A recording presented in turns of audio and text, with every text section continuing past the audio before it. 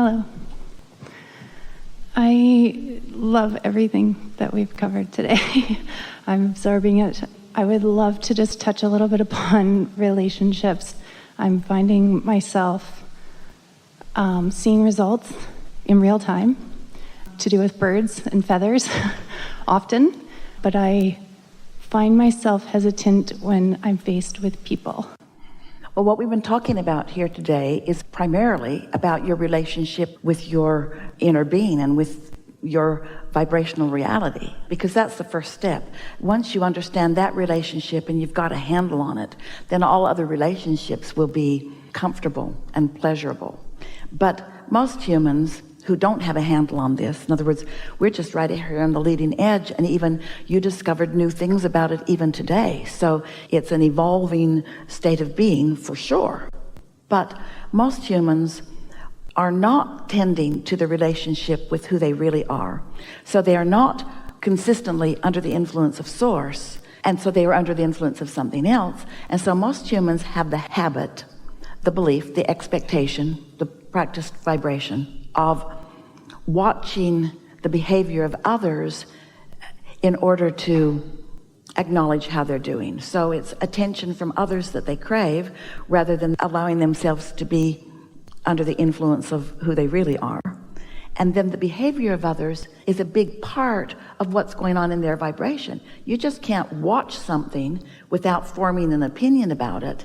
And if the opinion that you form when you're watching other humans, or when you're striving for the attention of other humans, when that supersedes your awareness of your connection with source, then you're sort of out of control. Sometimes you get both, but you got to give up your craving for attention of others. It has to become irrelevant to you what they think about you, because they're not prepared to see you. They're under the influence of what their mother thought, or they're under the influence of their whatever.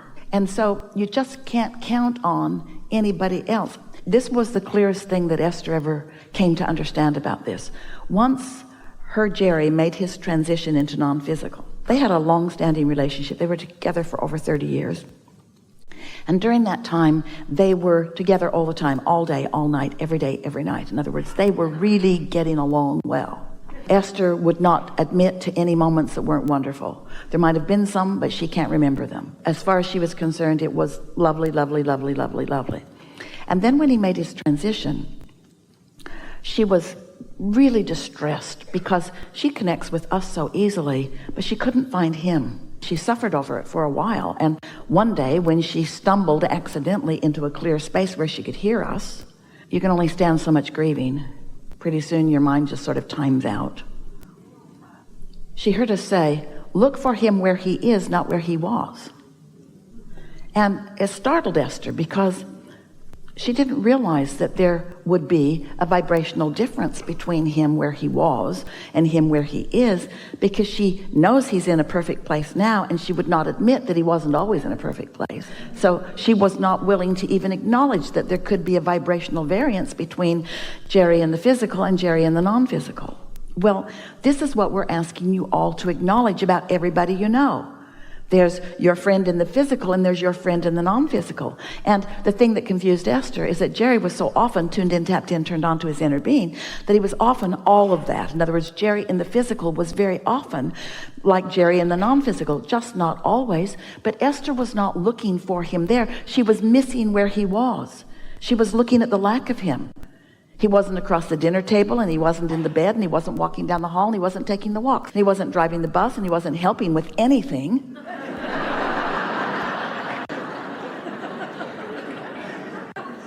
And so it took her a little while to adjust to the inner being aspect as compared to the physical aspect. So that's what you got to do with everybody in relationships. You've got to look for who they really are, not who they're being. And what most everybody's doing is needing who they're being to be something different so that I can feel better, because my inner being sees who you really are, but you're not acting like that right now. And while my inner being has the ability to see your potential, I don't, because I'm tuned to who you're being, because I've been basing how I feel on your behavior, on your actions, on your attention to me, which is not a good idea. Because other people are not wired to please you. They fake it at first. Everybody fakes it at first. They try to appear compatible. They pretend that you are the most important thing in the world to them, but you can never be. Their connection to their inner being must be the most important thing in the world to them and to you. So to say it otherwise or to believe it otherwise puts you at a disadvantage, because now you're sort of like a bobbing cork on a raging sea and you don't have much control, where once you connect with who you really are, then it's easier. Now that's the basis. That's the story, Morning Glory. So now what do you want to talk about? That was Jerry's words. Jerry said to Esther, what's the story, Morning Glory? And what he meant was, tell me the good news and only the good news. I only want the good news, only the good news.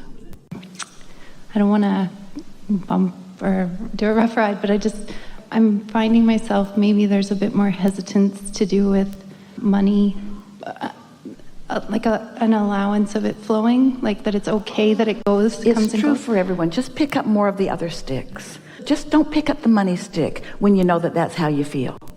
So here's something that you could do. This is a new idea, and it will work very well for you. Do any of you have some subjects that are sort of stuck in your vibrational craw more than others? And we've been talking about the stick pile for a long time. You're aware of it, that every subject has two subjects, and on one end of it is something wanted, and on the other end is the absence of something wanted. And so you think that you've activated the abundance stick, when really what you've activated is your worry about not having enough money for something. And so you think you're doing something helpful, but you can tell eventually by the way it feels that it wasn't that helpful, because you just made yourself worry more by activating it. You following us? So now let's do something different with these sticks. Let's pick up the money stick, and on this end of the stick, let's call this the manifestation. Let's call this vibrations turning to thoughts, and thoughts turning to things, and those things are money, and that's on that end of the stick. So carve on that end of the stick. Use your, Esther remembers it from grade school, use your hot little tool that carves into wood. What do you call it? A wood burner? Don't touch it to your tongue. Just carve on the end of the stick. So on that end of the stick, you would write the word money. And on the other end of the stick, you're going to carve happy, freedom, fun, ease, flow. You're going to find the emotional equivalent that you can accomplish by parking your truck and sitting on a fence and just looking out. That was abundance of enormous proportion. And it was right at your fingertips. And you didn't have to do anything different. And so it turns out that everything that you want, everything that anybody ever wants, is because they think they'll feel better in the having of it. So if you go to the feeling of, I want money because I want to feel free, and I want more choices, and I want to have more fun, and I want to feel expansive, and I want to know the universe is cooperating with me. I want to feel my own invincibility, and I want to point it in directions that are helpful. And in other words, you feel all of those things, and you can feel them now. You can't get the money this red hot minute, but you can get that feeling this red hot minute. So when you pick up the stick, go to the emotional good feeling end of it that you know you can find. And if you're not anywhere in the vicinity, don't pick up the stick. Don't pick up a stick and go to the end of it that makes you feel lack.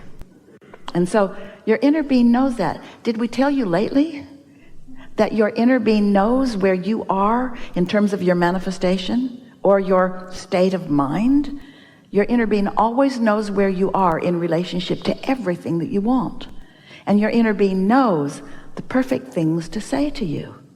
And your inner being never says, I'll wait till she's in a better mood. Your inner being just always goes for it. Your inner being never stops giving you the revelation, but you got to do something about the realization of it, which means you could serve yourself very well by just deciding, I'm just going to be a happy girl today. I'm just going to feel as good as I can feel. I'm not going to solve any problems today. I'm not going to slay any dragons today. Jerry used to say to Esther occasionally, every day, sometimes more than once a day, as they were out in the world, and Esther could see a way that someone could improve their experience if they just pay attention. And so she would sometimes just make a suggestion. And as they would walk away, Jerry would say, "You're not going to teach them." In other words, give it a rest. Let them figure it out. Don't fix all the problems or slay all the dragons or you're making the world a better place. You can't help it. But you got to be in connection with the energy that feeds the world before you can offer anything anyway. And so we're not wanting to make you feel responsible to find alignment. We want you to find alignment because it's delicious to find alignment. And then we're just telling you all the good things that will come as a result of you finding alignment. But then you, because you're human, we love you so much. Do we tell you? You, in your human form, you say, "Oh, I get it. I'll find alignment and then I can fix things." And we say, "That isn't what we said." You find alignment and things will get better. Yeah, that's what I heard you say, Abraham. If I take the responsibility upon myself and I tune into this powerful, powerful, powerful energy, then I can tune in and I can point it at things. I can heal the sick and I can feed the hungry. And we say, "You're missing the point again." Because the moment you begin pointing it at something that is a problem, you become a part of the problem, not a part of the solution. That's why you must separate in your own mind the question from the answer, the problem from the solution. That's why step 1 and step 3 are different steps, with a whole lot of cooperation from the universe in between them. Helpful? Beautiful. Enough? That's enough. Really good.